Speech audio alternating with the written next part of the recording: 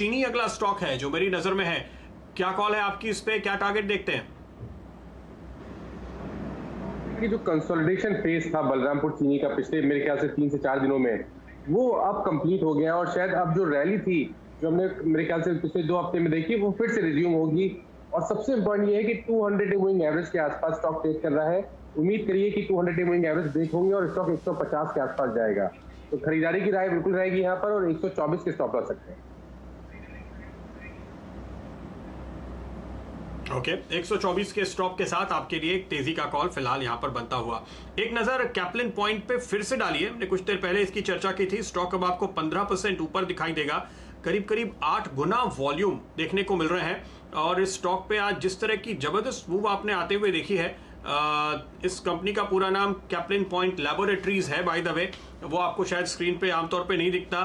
Pharma products में है ये, जेनेरिक फॉर्मुलेशन, कुछ ब्रांडेड प्रोडक्ट्स भी ये बनाती है। और इसमें मैं देख रहा था अभी भी आपको मुश्किल से 12 के पी पर ये स्टॉक अवेलेबल है, जो इस सेक्टर के लिए थोड़ा सा अपवाद होगा, क्योंकि आप देखिए इसमें करीब करीब 37 का आरओई और 48 के आरओसी आते हैं, यानी बहुत ही शानदार रिटर्न रेशियोज हैं। उस लिहाज से ये स्टॉक काफी सस्ता दिखता है। शायद यही वजह है कि आपको आज इस स्टॉक में इस तरह का जबरदस्त मूवमेंट देखने को मिल रहा है कैप्लिन पॉइंट पे। पार्थिव, अगर आप नजर रखते हो, संक्षेप में एक राय। डिसेंट कंपनी है, और जो डोमेस्टिक में जो जेनरिक फॉर्मुलेशंस और जो ब्रांडेड प्रोडक्ट्स का डिमांड है, मुझे लगता है काफी डिसेंट रहेगा।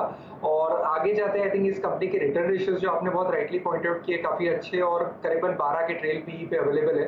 तो मुझे लगता है कि यहाँ से कुछ डाउनसाइड नहीं है, और कंपनी का पास्ट ट्रैक रिकॉर्ड भी काफी अच्छा रहा है, तो यहाँ से अच्छी ग्रोथ हो सकती है आगे जाकर।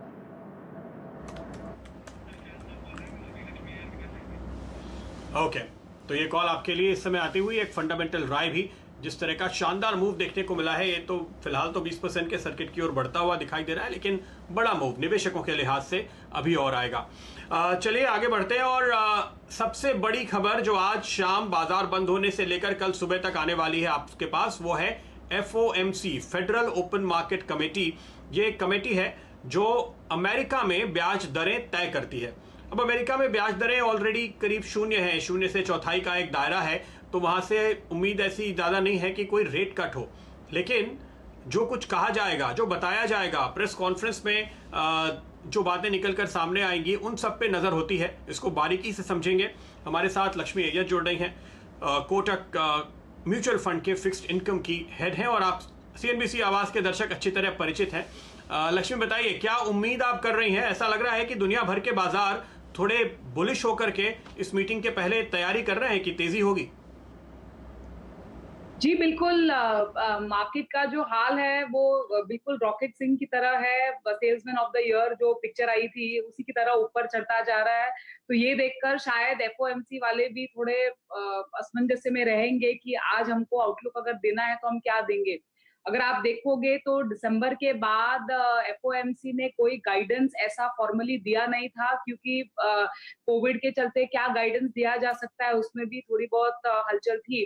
तो शायद आज मार्केट को उम्मीद होगी कि थोड़ी चीजें, जैसे लॉकडाउन खुलता जा रहा है, ईज आउट हो रहा है, तो क्या तरीके का गाइडेंस लिया जा सकता है, शायद उस पर थोड़ी उम्मीद बैठेगी बाजार की।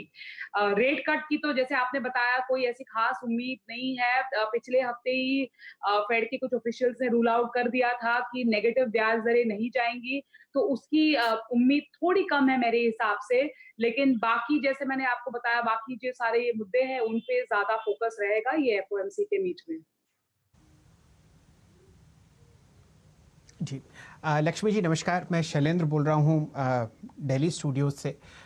मैं ये जानना चाह रहा था कि एक ग्लोबल लिक्विडिटी टैप आपने खुलता हुआ देखा है पिछले 2-1 महीने में, ख़ासकर US फेड की तरफ से, और हर तरफ वापस एक एसेट बबल बनता हुआ दिख रहा है। चाहे आप लोकल इक्विटीज़ देख लें या आप मेटल्स में देख लें, गोल्ड में आपको बहुत अच्छी तेज़ी आती हुई दिख रही है।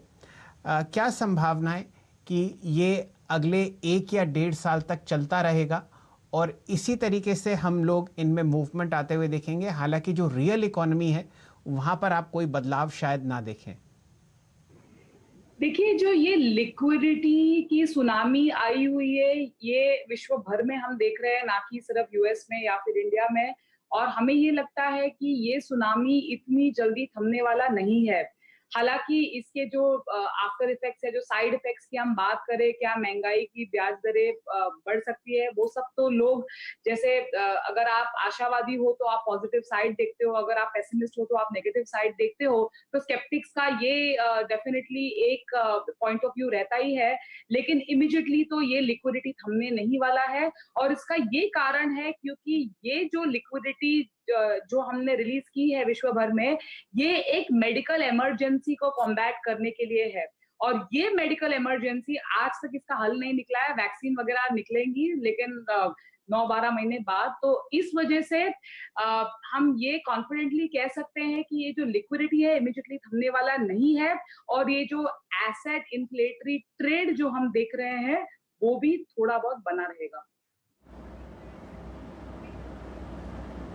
बिल्कुल, तो ये आगे कैसे बढ़ेगा, यही वो सवाल है। क्योंकि देखिए, आज फेड की मीटिंग के पहले डॉलर तकरीबन 4 हफ्ते की गिरावट को अब आगे बढ़ा रहा है। चौथा हफ्ता है गिरावट का, जहां पर आप नए लोज बनते हुए देख रहे हैं डॉलर में दुनिया की दूसरी करेंसीज के मुकाबले।